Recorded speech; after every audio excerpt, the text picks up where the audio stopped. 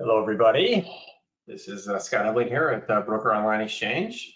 Thanks for joining this morning. We'll be starting momentarily once everybody's kind of joining here. We expect a big crowd here today. Some pretty good topics. So we'll start this about 30 seconds or so. Thanks for your patience.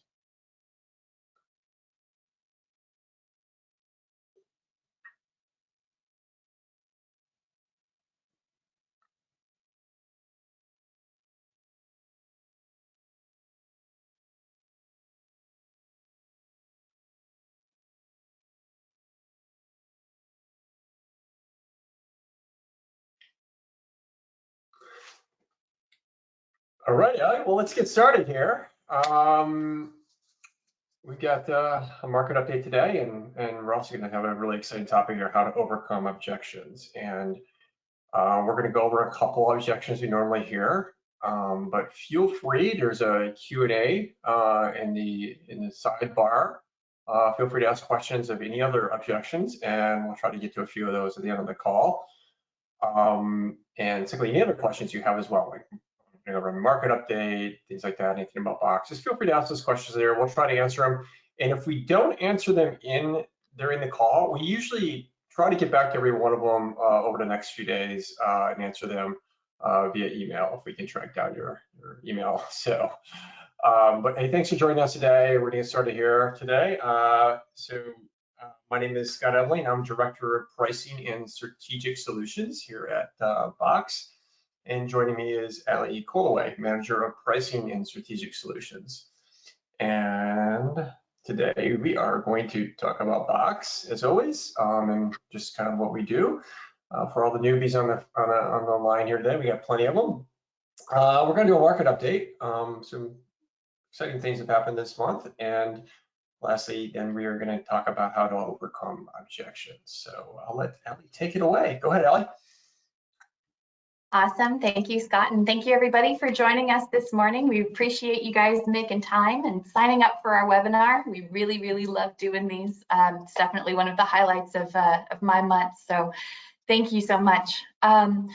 Just in case you are new to Box, you haven't heard of Box, you're doing a little bit of market research and looking for a commercial energy retail partner, I just wanted to take a moment and introduce ourselves. So established in 2013, Broker Online Exchange, or Box, has become the largest network of energy agents, brokers, and consulting firms in North America.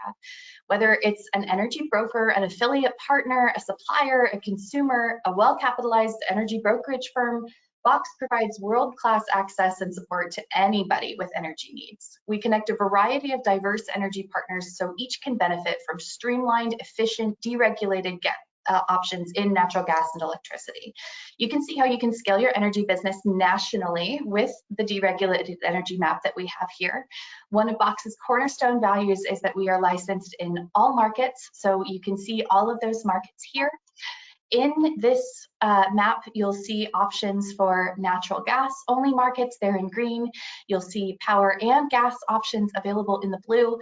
And then you'll see a large portion of the Midwest and out west there, as well as North Carolina, where we have limited availability. Those limited availability states in general, they do have some options, but they have minimums that are mandated by the state or by the utility, by whichever regulatory group, where only customers of a certain size can shop.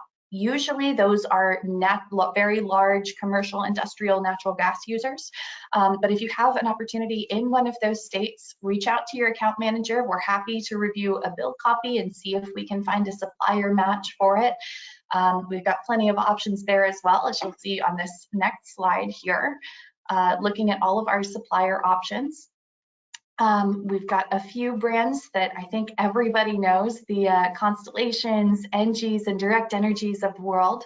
I wanted to shout out to congratulations to Vistra and Dynegy and Energy Harbor. They recently completed an acquisition. The Vistra Group just completed an acquisition of Energy Harbor. So they're bringing that brand into the fold, which is really, really exciting stuff.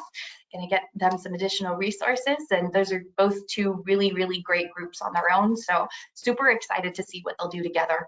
We also have a few niche players with more localized expertise in these markets, whether it's TXU bringing us all of their ERCOT experience, Champion is also there and great as well, or whether it's smaller players in natural gas, where maybe they can serve tough to reach areas that nobody else can. So we have a ton of suppliers in our portfolio. We partner with every major energy supplier in North America. So if you're looking to offer your customers more options, more products, just something different, and let your customers know, hey, we really did go out and shop. We shopped all across the deregulated energy marketplace. We shopped with all of the big name retailers and some really, really cool small ones as well.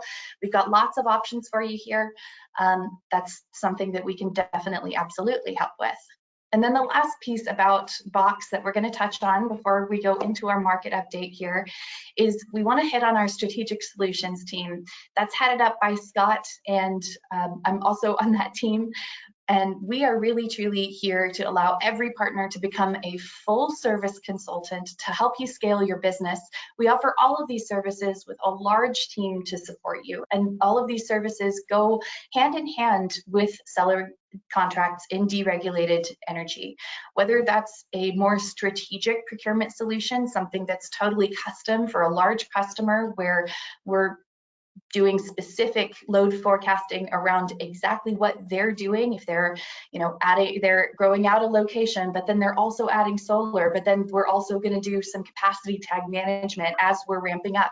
All of those types of things are things that we can create a totally customized purchasing strategy. We can work with a very strong partner in that market, so that your customer feels comfortable that their needs are being met and there's no surprises that are going to happen midterm. Other tools that can be really, really exciting and valuable to help along either midterm or as you're getting into a new relationship with a customer is our usage analytics and budget reporting. We have a whole platform called Utility Data Box. We've done demos on it in the past. If you guys have missed those demos, go ahead and visit our YouTube channel because we have all of our recordings there for you as well. That's an awesome system that allows customers to better manage and report on their utility bills, utility invoices, and all of that consumption and spend data. We specialize in contract analysis and negotiation. Several of our executive management team have worked with and for suppliers, have built out retail supplier pricing models, have written supplier contracts, so they speak supplier language or energy legalese, and are happy to put that skill set to work so that the customer gets a fair shake. We've got, like I said, pricing optimization models that we built out internally. We know where the price should be. We're also in the process of putting some of those optimization tools, whether it's forward curves for electricity or some PTC data, so that we can really see where our headroom is. We're building out all of those tools in our tools and resources on our proprietary MSC platform. We're super excited about pushing those tools out to you guys and getting additional information, getting you guys some additional context and intelligence for these markets. So super excited, keep an eye out on that. Our platform that runs our usage analytics, budgeting, reporting also has a very strong sustainability section. Again, we've done a webinar on ESG, on how to bring ESG and specifically that environmental awareness into the customer's conversation, and to help customers who are having that conversation but don't know what the next steps are.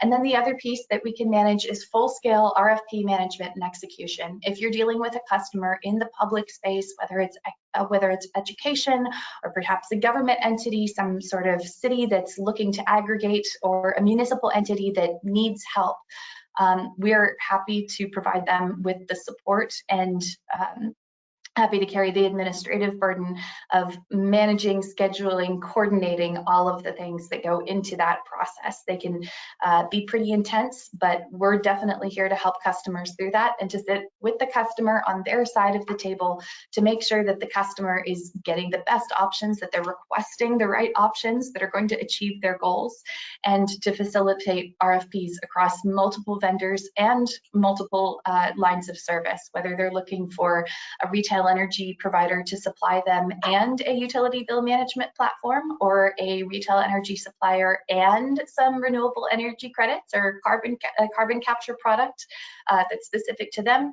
Those are all things that we can help with. So we've got a ton of resources, a ton of partnerships here, and a ton of knowledge that we are looking to put to use for all of you out there who are trying to help your customers with their energy needs. So if you're interested in any of that, or again, like haven't signed up for Box yet, go ahead. We have our application there on the website, and you can get paired with an individual account manager who is going to be your go-to person right from the get-go. You have a dedicated point of contact that is invested in helping you through these processes and giving you all of this market intelligence and in navigating all of the options that are available to your customer. It's a really complex space, and we really, really enjoy working in it and helping customers to create their own individual roadmap that benefits them. So if you're interested in any of that, please go ahead and reach out to us. With that, I will pass it back to Scott for our market update. All right, Allie, awesome. Take a breath. Oh, no, that was a lot. I know. Maybe we have some questions right after that, but please. I want to do a couple of shout outs here. One is I was talking to a AE at a supplier, so he isn't a customer of ours at all. You know, hopefully he is a customer of Box someday, but and he is making a killing in Indiana with gas, and he's making a very handsome living just concentrating in gas. And he said, Scott, there's no competition here. So anybody bordering up to Indiana, I mean, take a look at that. It's opportunity for gas there.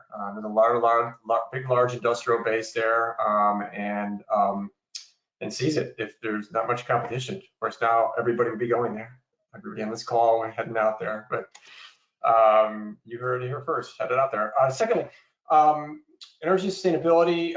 We have definitely some beefed up our staff here in that. So customers that have sustainability needs, we're talking on the larger end, you know, that want to do some on-site solar, things like that, or definitely looking at racks or just develop a sustainable strategy, let us know. We have some really top-notch staff here that can help out with that. And lastly, on this whole thing, RFP management, I just want to let everyone know as well, reverse auction is now in development stage. We have this in development stage, and we really, I'm really super excited about this. We have quite a cool design we have, and I've seen a lot of these products out there, and I think we have one of the best ones out there. Wouldn't you agree, Ellie? Yeah, awesome. And last thing I was going to say is all this stuff that Ellie just discussed, these strategic solutions, we're going to be going into it a little bit later when we're going to objections. But the main thing about it is differentiating yourself from the others out there and utilizing how this is the kind of stuff that's going to help you overcome those objections, because you're going to be a consultant rather than just a broker, because you can offer all these services. So I will move on now to the market update, and we'll visit back with Allie here. Yeah, I'm gonna say spoilers. Yeah, well, spoiler. It's like more of a base, a trailer, right? Just a little preview. Okay. So just want to start out here. I saw this slide, and you know, I've shown this kind of thing before, why natural gas matters, why we always talk about natural gas, and when most people are just doing power. And this is a really cool map, I thought. Of course, I kind of geek out about this kind of thing stuff, but what this shows is just kind of where it peaks out. But really, just look at the percentage, just the percentage of generation capacity that is natural gas. It is leading in every one of these areas. It is the leading, except for Northwest, which is heavily hydro. It's leading generation. That's why it's the margin. That's why the natural gas price is going to set the price of it. If the natural gas price doubles, well, the power price is going to greatly increase, because that's what is the fuel setting margin of marginal value of power. So this is why we discuss natural gas. So moving on, let's talk about natural gas. And well, first we'll talk about energy price update here. There was not all that much movement. Look at natural gas here. Price changed over the curve, really nothing. Although we do see a move out in PJM. $2 range for the PGM markets, both West Hub, ComEd down there, Ameren, but NEPOL, of course, is down somewhat in 2026. A lot of that's just because of European prices have come off and they compete for LNG in the wintertime out there. But we're going to talk about why West Hub is climbing here in a second. Yeah, look at this. This is the change. This is the two curves. You already can see them, kind of like a blur. This is the change in the curves since last month to this month. That's not really much going on there. Yeah, the market's just really sleepy right now. Looking for direction. Again, ignore the front. And here is where really most customers have open positions. So this will move out here, up and down much more than here. This will be less volatile, and this is really where customers are going. So this could be up 50 cents. This could be up 5 cents out in this area. So kind of look at this. I pay attention to February gas of next winter, related to February 25. That's what I look at every day when I'm seeing how much the market moved. That kind of gives me a good idea. Going to ERCOT index prices, yes, we hit 14 whopping. This is ERCOT North Hub, this is Dallas area, $14 in day-ahead LMPs in ERCOT last month in February, and we're on pace for a whopping increase maybe this month so far, $16. So we are down here in these teens, kind of a sweet spot before big time summer hits, but we're through the winter.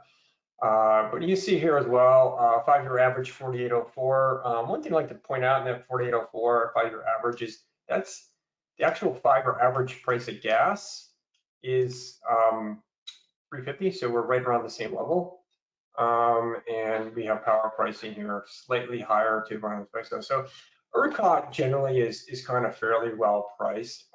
It has these big spikes here and there, and there's definitely strategies that can be involved with this. Let's talk to our team here for specific strategies to kind of, especially if you have load that can be curtailable. So moving on to PGM index. Yeah, similar thing. We're not really hitting in the 20s. I think $22 or $23, I think, last month in West Hub. Really low for a winter month. This month we're on pace for like 26 or so far. 5-year average is 38.87. Last 12 months, 32.98.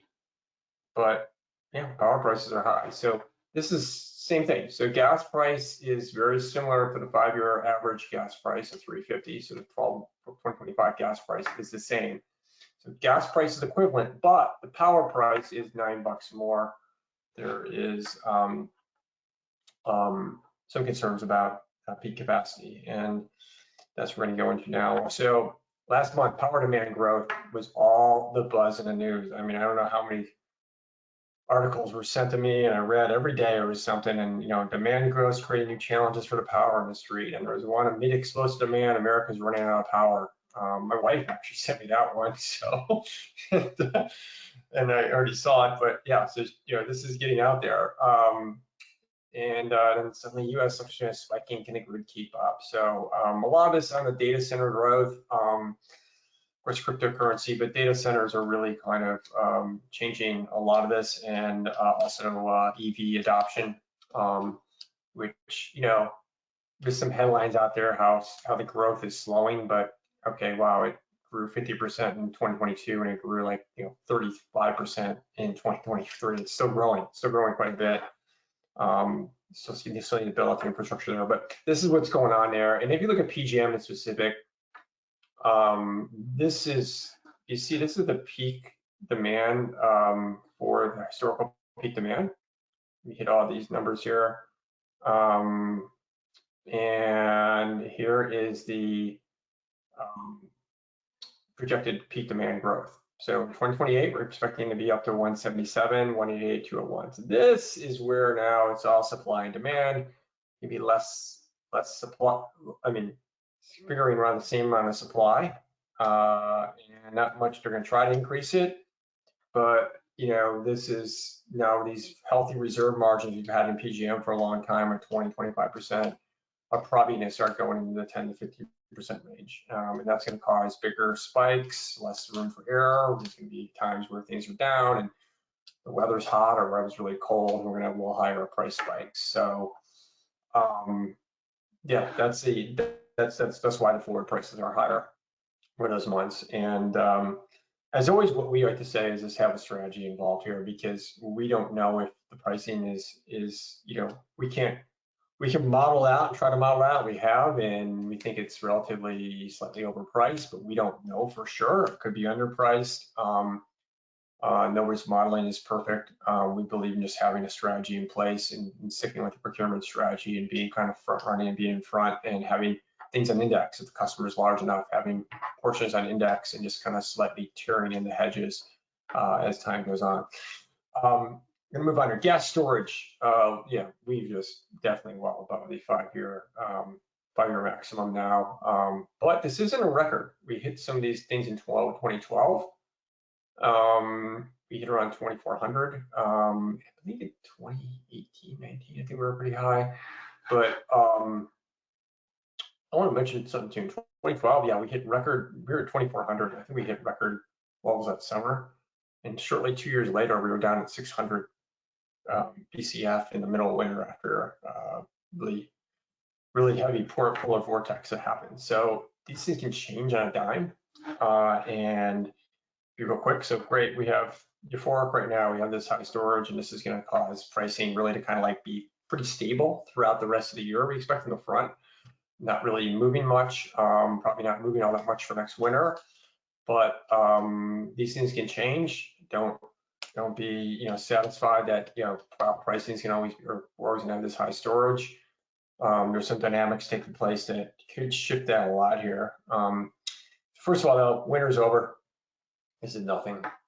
Even if it's slightly below here these days or below, it's not really all that big of a difference here, because I know in Chicago, I look at this all the time. Average temperatures are this time of year are in the right now in the mid 40s, upper 40s. So 10 below is upper 30s. We're not getting much extra demand growth there, heating demand growth. Yeah, warmest winter since 1950. Yeah, 1950. That's 74 years ago. Was the last time we had a winter this warm. And it's growing. I actually saw a really interesting graph that had all the years in each decade, how it's just getting warmer, warmer, and warmer. It's really kind of interesting how the chart's going. It definitely is warming up. Planet's warming up and progressively getting hotter and hotter. It's interesting. LNG export growth. Despite everything he's saying, this is all these things are still happening. These things are all in the process of being built. They're developed. They're permitted. The new LNG is any new LNG it's this new LNG. Any new permits that haven't been permitted yet. These are all permitted, under construction. So we are going to have this 10 to 12 BCF growth in LNG in the next 2.5, 3 years. That's a big amount. And now let's look at the producers here. Producers, this is a chart here that kind of shows the relatively the break-even point of each kind of the major producers. All of them are over the $2 area. We're under $2 right now. Some are at $3. So this is last. Oops, let me go back to that. This is last year. This last one here, where they were at. Some are getting more efficient, some are not. But they're all really still in that mid 2.5 to 3. I think on average, really stays about 270 or so. And just to go back, look at this curve here.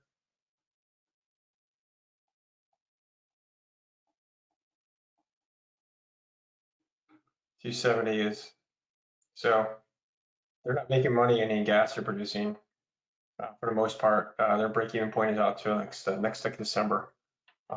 So what are they doing? they are going to be shutting down. Sorry to go through all this. So they're cutting production. This is all those major producers talking about how they're going to be drilling, cutting capex, cutting BCF. We're again, just like one hand, we're getting how this like the electricity demand is skyrocketing, and the other side, we're seeing how other headlines out there where how the producers are cutting production. So, and it's starting to show. Cracks are starting to show. Here we are. We were wondering, like, how do we ever? We thought last year, I think everyone did. Were caught the surprise is how we hit these levels, especially with the big drop in the rig count. And now here we are. We're starting to come down to here. We're actually now probably this March, or this is what it was so far, but now we're hitting this week around this 101 level. This is probably gonna end up being when I might show this next month under 102. We're trending lower. We're now hitting levels here that we're gonna probably be on a year-over-year basis. By the time we hit up April, May, we'll probably be underneath that. So production will be down year-over-year. And that's a big deal. Especially with good thing we don't have much LNG growth this year. It's coming next year, but eventually this is going to have to change. And they can change it, but it's an interesting development how they can quickly change this. There is a floor here. I think we've seen the lows somewhat, and I think really the front could move back up. So if you have anything in April, May, June, July, August, summertime, I would actually hedge here. I would definitely get that going. I think it's not going to get much lower. There's a lot more risk that could go higher. And with that, here we are. This is the chart I like to show a lot. This kind of shows you here what the next 12 months gas is at, 265. And really kind of where, on a sense of daily basis where gas is traded at over the last 20-some years, and there's not much time it's traded below this. And we are down here in the front, and where we've been trading the cash. But this is all the risk up here. It's a no-brainer. It's a great chart to show customers. And we really say, be disciplined here. And remember, you're not taking a long position, you are covering a short position in the marketplace. So with that, I will now get to see the main feature here. Allie's going to talk about the overcoming objections. Go ahead, Allie. Awesome. Thank you, Scott. Good to know where everything's headed. And I definitely agree. If you have anything coming up that's a prompt start or on into the summer, even into the fall as we get into election season, things can get a little weird. So definitely a good time to be pricing out and securing all of those customers. It's better to watch the roller coaster than to ride it. So now's a great time to hop off and get yourself some pricing security. So if we can help with that, just let us know. Now we'll move into our feature today, which is how to overcome objections. This is something that we get a lot of questions about, whether you're just starting out in sales or whether you're just starting out in the energy industry. We have some tips and tricks that we'll go into here. So first and foremost, we're going to talk about the before and after of hearing objections. You can hear this the second that you walk into the building, or you can hear this at the very end of the meeting where you thought that you were going to get something signed. So regardless of when that objection comes up, these before and after tips are still very, very relevant. These are good tenets to lean on if you're not sure what to do. Going into a meeting, if you're feeling a little bit nervous, make sure that you can check all of these boxes and you should do okay. So before the meeting, 3 tips.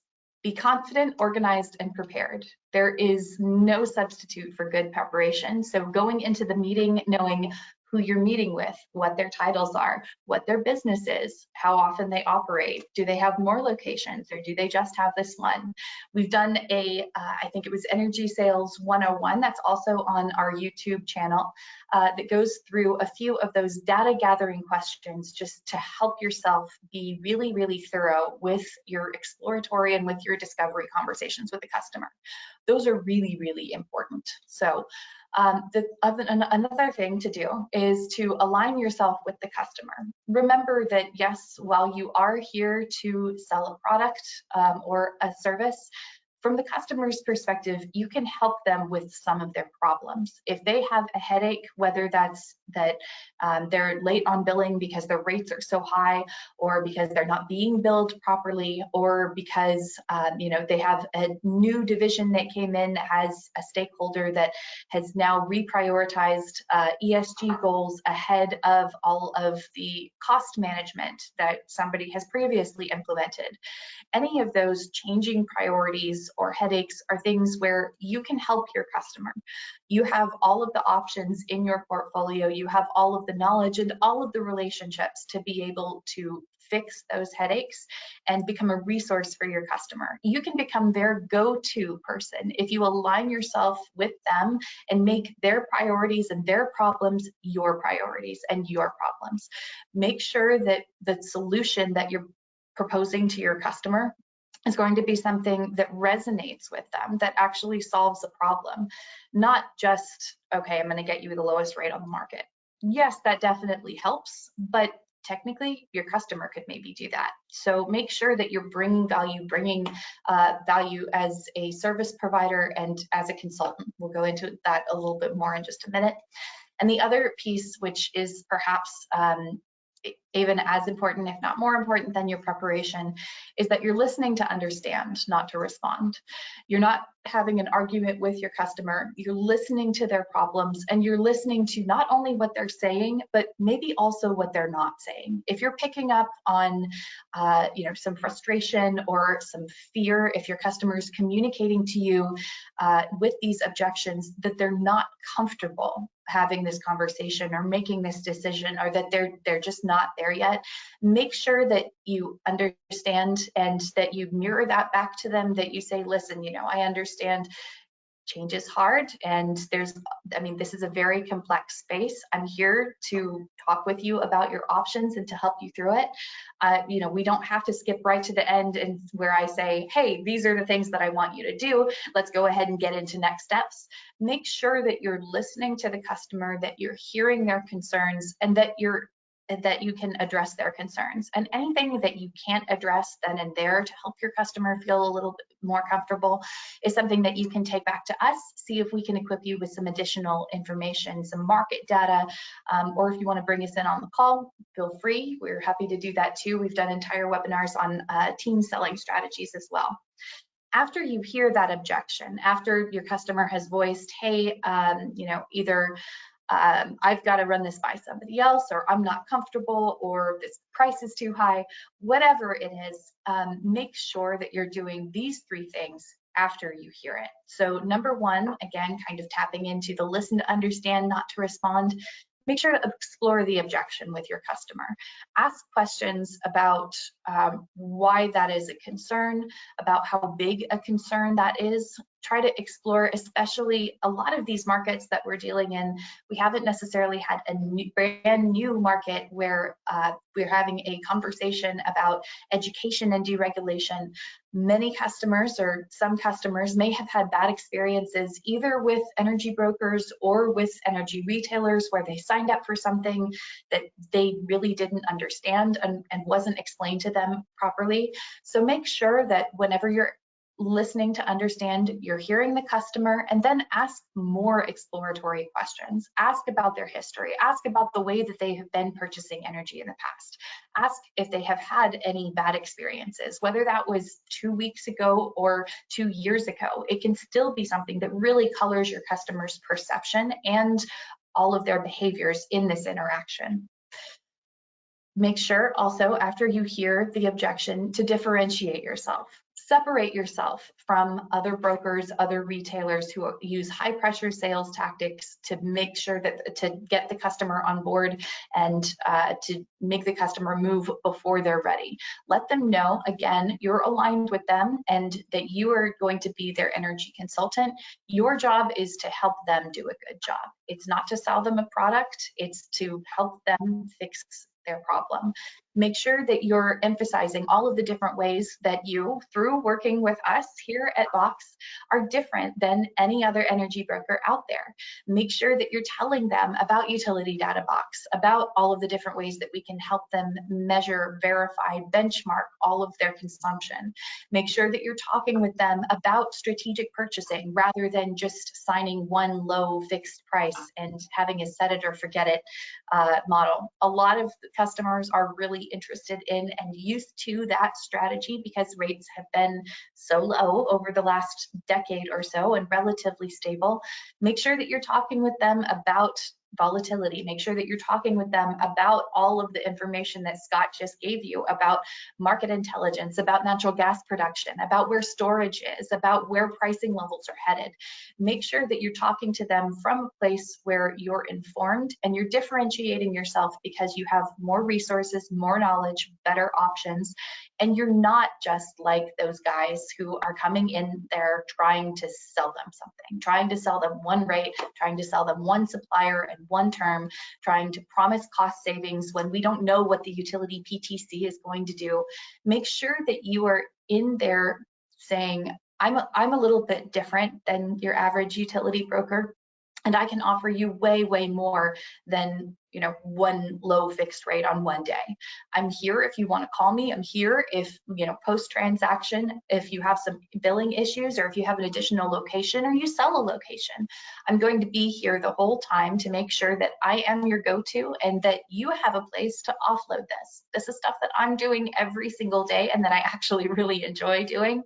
And so make sure that, you throw all of that my way. Your customers don't need to be concerned about all of those interterm issues.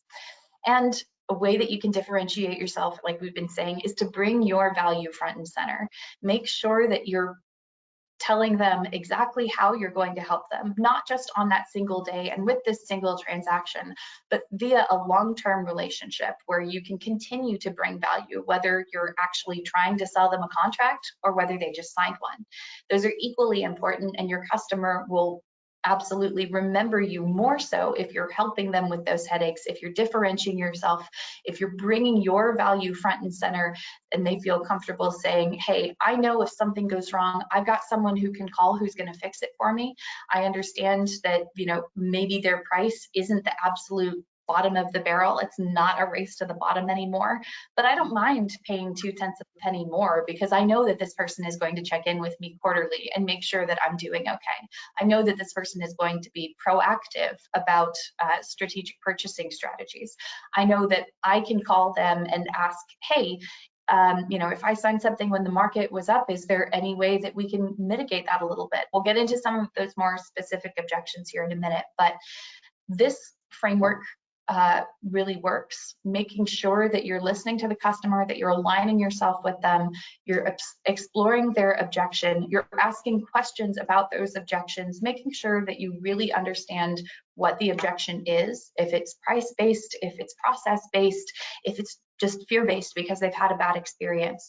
Get to the bottom of what is driving that objection and make sure that you really understand the customer's concern, and then use all of the tools, all of the resources, all of your partnerships that you have via Box to differentiate yourself and bring your value and our value front and center with your customer.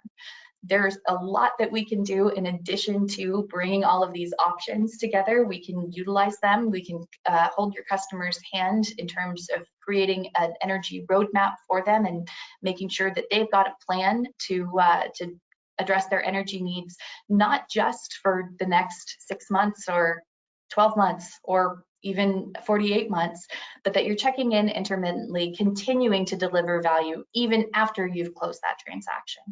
Because I promise, if you say, okay, here we go, here's that one transaction, I have a signed contract, and boom, I'm done, other people are still going to be calling that customer. If it's a good customer, if it's a decent sized customer, if it's a customer with complex energy needs, there are a lot of different salespeople in the space, whether they're direct from suppliers or they're competing energy brokers, where you can do a much better job for your customer by continuing to stay in contact with them, making sure that you're serving their needs. And if their needs change, then you are the first person who is aware of all of the different ways that that changes their strategy long term. You have so much to offer your customers by being an expert in this space and by using all of the resources and tools that we offer. I love our product suite. I think that we offer things that nobody else does, and that we can really help to penetrate the small, medium business segment and the medium, large, big business segment with these tools that, you know, Google and Apple and Walmart have had figured out for the longest time. We can help bring those types of strategies, those types of options, those types of services to this smaller business segment. There's a huge opportunity here. So before we go into some more specific objections, Scott, do you have anything to add to this general framework and this conversation? No, I think you covered it all, Allie. That was good stuff there. Awesome. So the first big objection. Yeah, go ahead. Yeah. First big objection, I'm already locked into a contract. Our recommended response here is no worries. When does that contract end? Let's see when the earliest opportunity is for me to help you.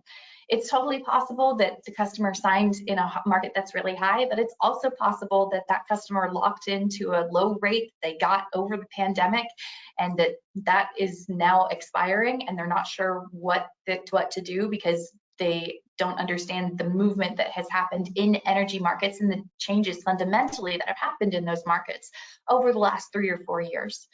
To that end, when does your contract end is an awesome question, because you get to understand a little bit about when the next opportunity is, and you can look using our tools into the futures market and see if there's opportunities at that point in time. Many of our customers are hedging their portfolios 3+ years in advance. So just because there's an opportunity currently doesn't necessarily just because there's not an opportunity currently doesn't mean there isn't an opportunity in the future. Just because customers in a contract currently doesn't mean you can't still help them in the meantime. With our supplier relationships, we can secure good value in forward markets for an agreement that begins when the customer's current rate ends. If market conditions have changed favorably, it might be possible to renegotiate the price and do a blend and extend with the current supplier. You never know. A lot of customers don't know that there are those options out there in terms of forward contracts, blend and extends, and the values that you can secure in those forward markets that we are looking at every single day. So if that is your objection, then make sure to bring up those items.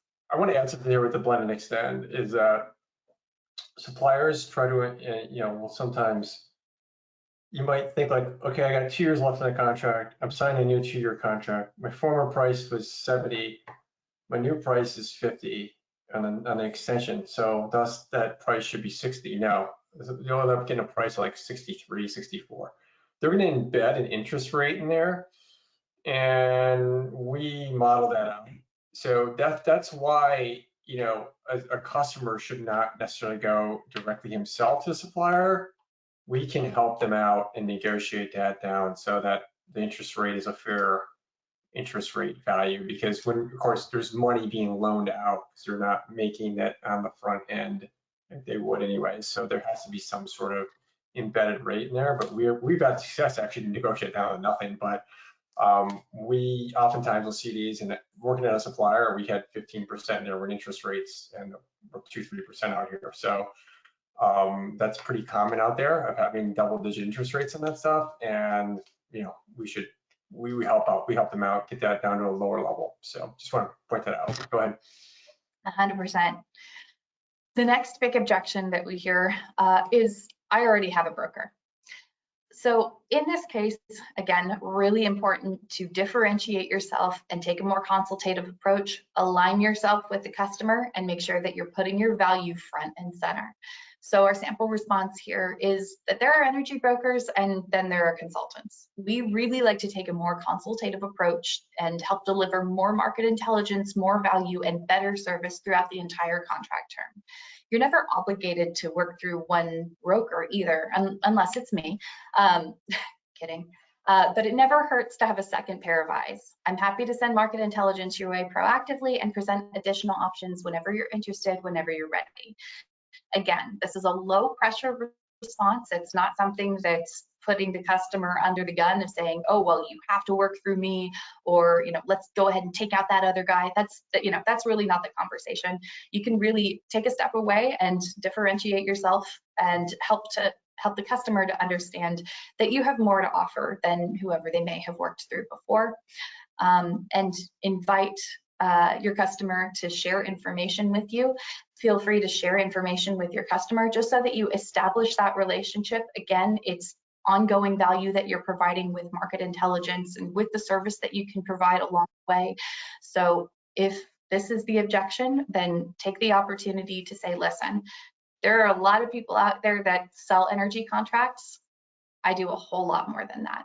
Let me show you. And our last piece, how to overcome objections, is the objection, I don't need a broker, I can do it myself. And I was actually just talking with one of our executives about that this week. And really, that's true. Some customers do have the knowledge, the resources, and time to manage their energy needs. But our industry expertise and our strategic insight has helped many customers to achieve the same or better results without that administrative burden and time commitment. We're happy to deliver the same service to you as we do our Fortune 500 customers. At the end of the day, if your customer wants to do it all themselves, there's really nothing stopping them. They can absolutely reach out to 15 energy suppliers and bid 3 different products over 4 different terms. And they can work to make sure that all of the contract terms, the language, the way that we handle material change or change in law language, the way that we handle renegotiating the customer's volumetric forecast, the way that we talk about billing strategies and the way that we're set up that way, how we're going about product strategy and when we're purchasing, what we're purchasing. Some customers can absolutely figure all of that out themselves, but as I hope that spiel just demonstrated, there's a lot that goes into what we do. And we enjoy doing it. We're happy to deliver that same service, that excellent value to customers. We hold ourselves to a very high standard in terms of the services that we provide. And if customers are interested in outsourcing that piece to an energy expert that is in this every single day and wants to bring them that value, then again, it doesn't hurt to have a second set of eyes. We're happy to be transparent about our process, about our requirements, about the ways that, about what tools we're looking and our resources. We love to have these conversations with customers, so to help them to help educate them, and so that they understand, wow, these guys really do have the tools, they do have the skill set. I think I'm a little bit more comfortable working with these guys than, maybe somebody in the past, or I've got somebody who, we went through last winter and I can't have another bill like that.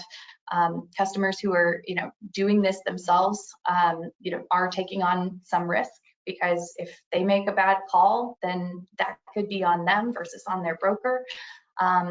Anything that we can do to help demonstrate our industry expertise and those strategic insights. If they want to see some case studies, if they want to see some results, again, these are things where they're tried and true strategies.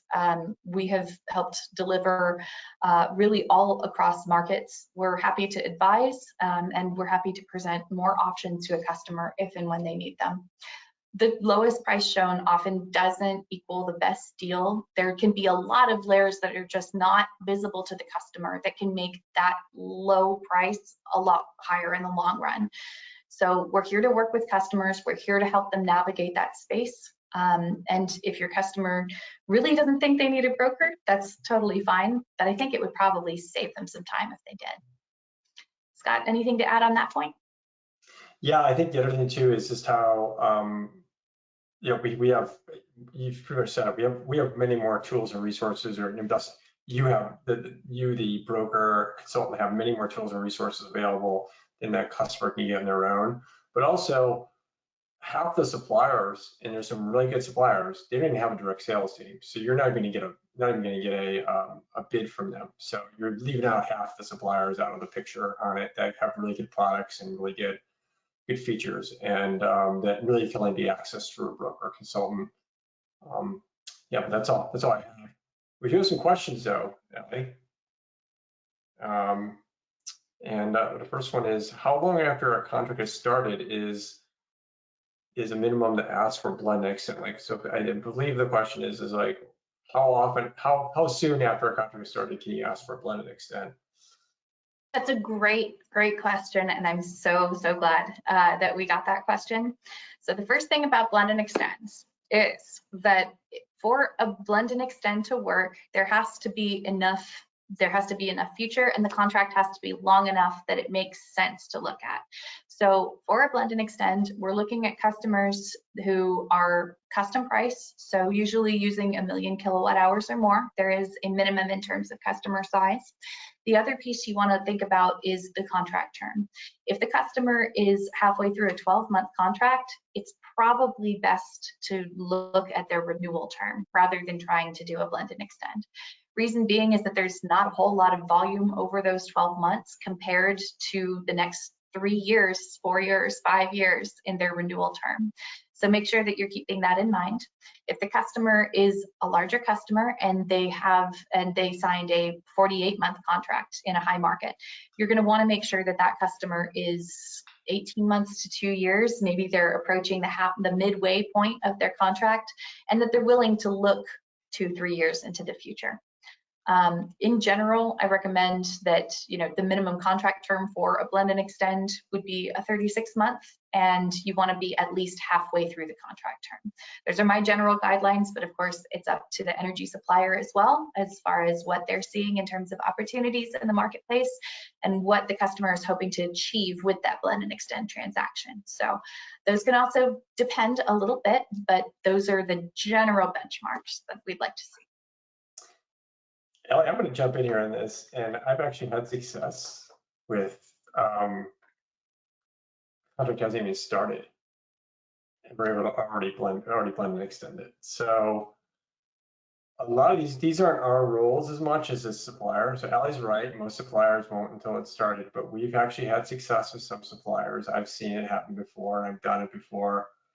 Helps to have a good relationship, like Boxes, we're a great relationship with all these top suppliers. So of being able to, like, let's say a contract starts in 2025, and you got a 24-month contract that starts going in 25 and 26, and customer wants to blend 27 and 28 into that. We've had luck of doing that before the contract even has started, to be able to blend that into the other one and just have one price. So we've had that success, but in general, yes. I mean, we want to get it started and it going at least a quarter of the way through, but yeah. So, and last question we'll take here, because we're running out of time. Thanks for everybody's listening in this call here. Why do you use a lower LMP for ERCOT in February 21 when it's starting your rate? Yes, I'm not going to go circle back to the slide, but on the slide, and it's in the PDF document, you can download, take it right away and download it while this call is going on, and we'll send it out to you as well. But in that slide, yes, it cleared around $1,400 that month. I have it modeled in there around 330 level, 320, 330 level. And that's because that's really where we just normalize it out. One, that just blows out the 5-year average and distorts it for really a one-time event that they've had many kind of fixes to the system and the grid since then. So we kind of normalize it out to where that would probably, in a similar sort of weather event, or where it would probably fall into at. That's why we put the 330 level in there. Just know that it's about $10 higher on the 5-year average if you have that at the $1,400 level. So either way, if you really want to specialize one with that, we can build it out for you real quickly. So just give us a call. And that's it though. Great call here. Remember, we're here to serve you guys. This is our team here. It's grown since then. This is a new picture. And our goal every day is just to make you guys better, and make you guys have as many services and many tools in your toolbox. So when you go in there, you can confidently go in and know that you can provide top-notch service that really only the elite consultants can provide. Elite big firm consultants of 100, 200 people with big departments that can provide. We can provide all those. We can go that deep. We have the ability to go that deep. Bring us into the fold on customers, on our strategic solutions team on those customers.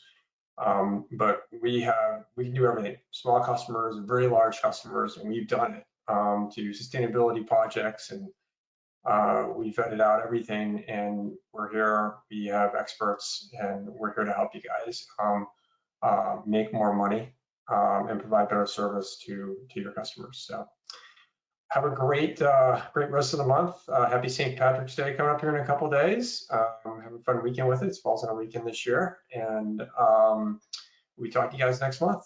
Take care. Thanks, everybody.